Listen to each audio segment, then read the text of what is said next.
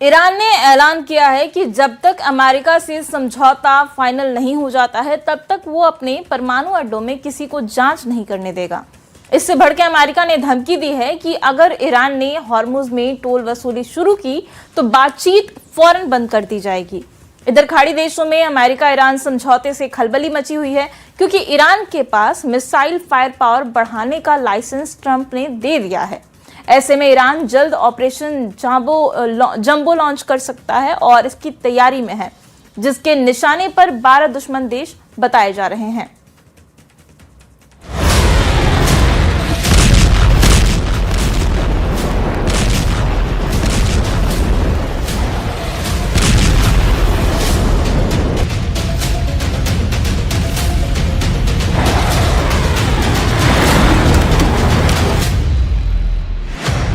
यहां दिन रात 24 घंटे ऑपरेशन हो रहा है।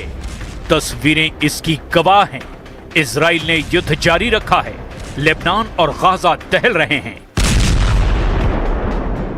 लेकिन इजराइल जितने बम फोड़ रहा है, ट्रंप का ग्राफ डाउन हो रहा है।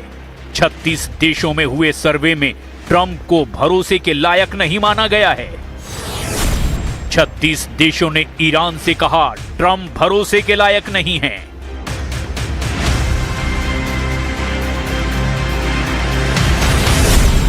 ग्लोबल सर्वे देखकर मुस्तफा का दिमाग भन्नाया।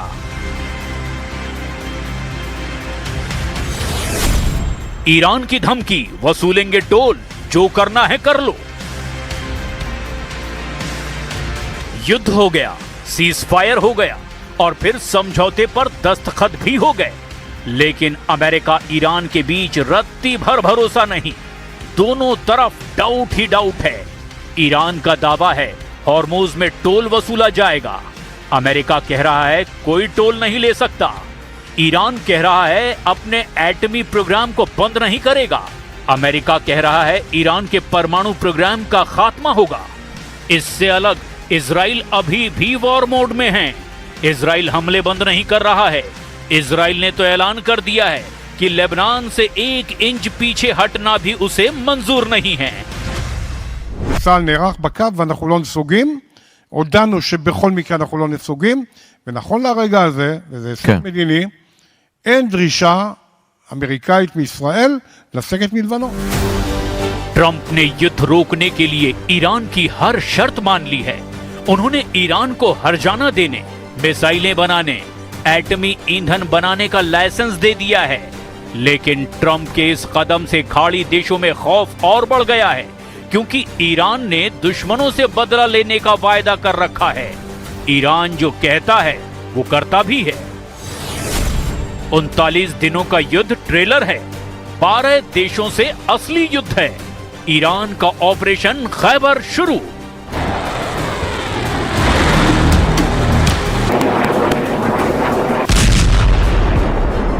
अभी तक तो सिर्फ आजमाइश थी। ईरान ने अमेरिका इजराइल को आजमा लिया। अब बारी उनकी है, जिन्होंने ईरान को धोखा दिया, जिन्होंने ईरान के सुप्रीम लीडर को खतरा कहा, जिन्होंने अमेरिका इजराइल को ईरान पर हमला करने के लिए भड़काया। उनके खिलाफ रिवॉल्यूशनरी लड़ाके ऑपरेशन फतेह खैबर रिपीट करने वाले हैं। फतेह खैबर का पहला राउंड 1 मार्च 2025 को देखा गया था। तब ईरान ने 12 देशों को एक साथ मिसाइलों से दहलाया था।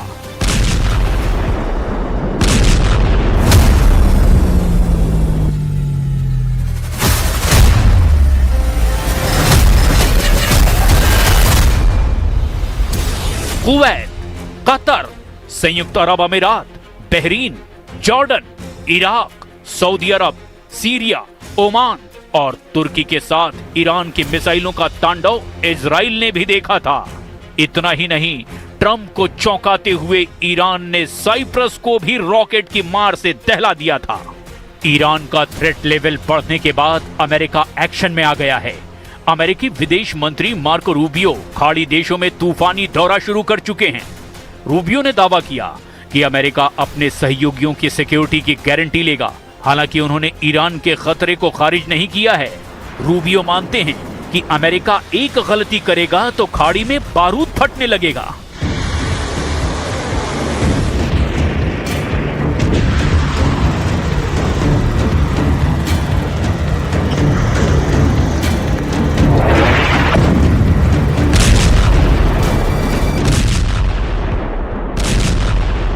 We're not going to do anything that undermines the security of our allies, our long-standing allies in the region.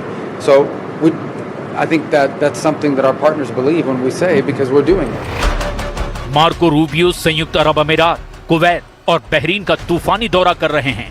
Rubio का कहना है कि ईरान अगर हॉर्मुज में टोल वसूली का प्लान बना रहा है तो समझौता वार्ता फौरन कैंसिल कर दी जाएगी।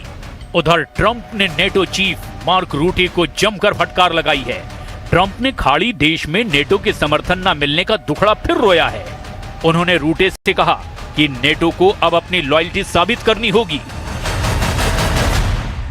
But I just want loyalty. You know, we're so loyal to them. We're always fighting for them. We have thousands of troops all over Europe. Trump अच्छी तरह से जानते हैं कि ईरान का मसला अभी सुलझा नहीं है, ना ही ये जल्द सुलझने वाला है, क्योंकि ईरान को अभी दुश्मनों से बदला लेना है। ईरान सबसे पहले बहरीन को टारगेट बना सकता है, क्योंकि बहरीन को ईरान अपना हिस्सा मानता है। दरअसल ईरान जब फारस हुआ करता था तब बहरीन उसका हिस्सा था। 12 नवंबर 1957 को ईरान के शाह रजा पहलवी ने बहरीन को 14वां राज्य घोषित किया था। इसके कई साल बाद 1970 में संयुक्त राष्ट्र के दखल के बाद बहरीन आजाद देश बना। ईरान में इस्लामिक क्रांति के बाद बहरीन को फिर से वापस लेने की मांग तेज हुई।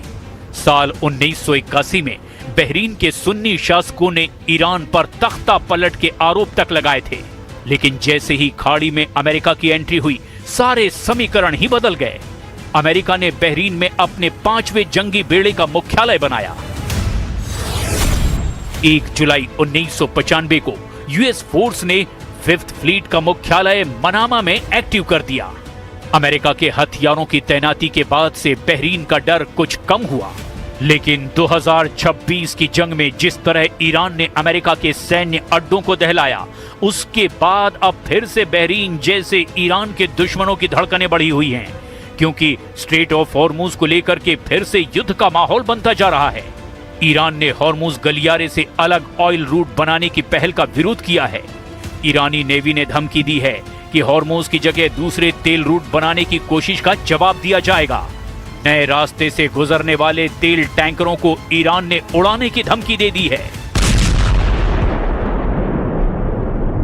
این مسیر جدید غیر قابل قبول و کاملا خطرناک است و تنها مسیر مجاز برای عبور از تنگه هرمز همان مسیرهای اعلام شده از طرف ایران است. نیروی دریایی سپاه تردد شناورها در خارج از این مسیرها را بسیار خطرناک و ممنوع اعلام کرد و اخطار داد. खाड़ी देशों में जहाजों पर 11,000 सेलर फंसे हुए हैं। सैकड़ों तेल के टैंकर हॉर्मुज स्ट्रेट में फंसे हुए हैं।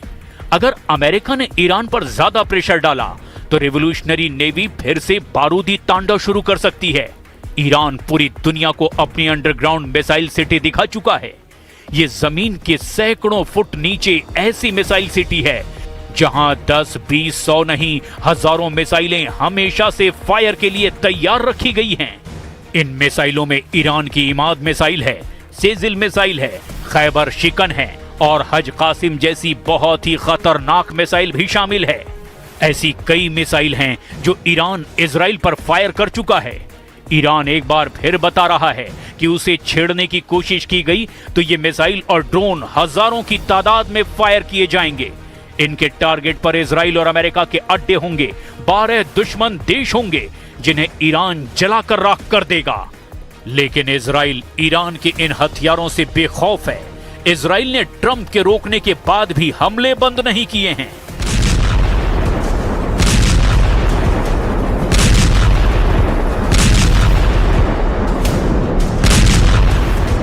इजराइल ने लेबनान और गाजा में अब तक जो बमबारी की है उसके जरिए नेतन्याहू ने यह भी दिखाने की कोशिश की है कि उनके बम कितने ज्यादा खतरनाक हैं।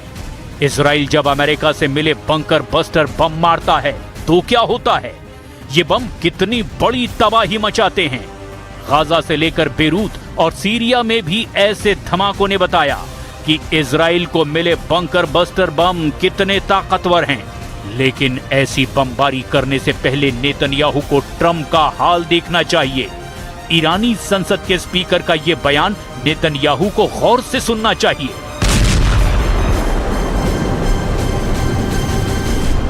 بر یک ملت متمدن صرف نظر کرده و حقوق ما را بپذیرد. به همین جهت یادداشت تفاهم اسلام آباد ईरान ने जब सुपर पावर का गुरूर तोड़ दिया है तो इजराइल की बिसात ही क्या है। अब तो ईरान पहले से कहीं ज्यादा मजबूती से युद्ध में उतरने वाला है। ईरान ने अपने मिसाइलों की धार को और तेज कर दिया, साथ ही डिफेंस सिस्टम पर भी जबरदस्त काम किया है। ईरान ने डिफेंस पावर शो को कई एंगल से दिखा रखा है। ये है ईरान की बहुत ही खतरनाक air defence missile Babur 373। Babur 373 की रेंज 200 किलोमीटर से भी ज्यादा है। रेंज 200 किलोमीटर, ये ईरान का वो एयर डिफेंस सिस्टम है जो उसने अमेरिका की सख्त पाबंदियों के बाद भी तब खुद तैयार किया जब रूस से S-300 एयर डिफेंस सिस्टम की सप्लाई रोक दी गई थी। तब भी ईरान रुका नहीं था। बाबर 373 का टारगेट मिसाइल भी है, फाइटर जेट भी हैं, ड्रोन भी है और ईरान का हर वो दुश्मन जो उसके परमाणु ठिकानों को टारगेट बनाने की प्लानिंग कर चुका है, चाहे फिर उसके स्टेल्थ विमानों का इस्तेमाल हो या फिर बैलिस्टिक मिसाइल।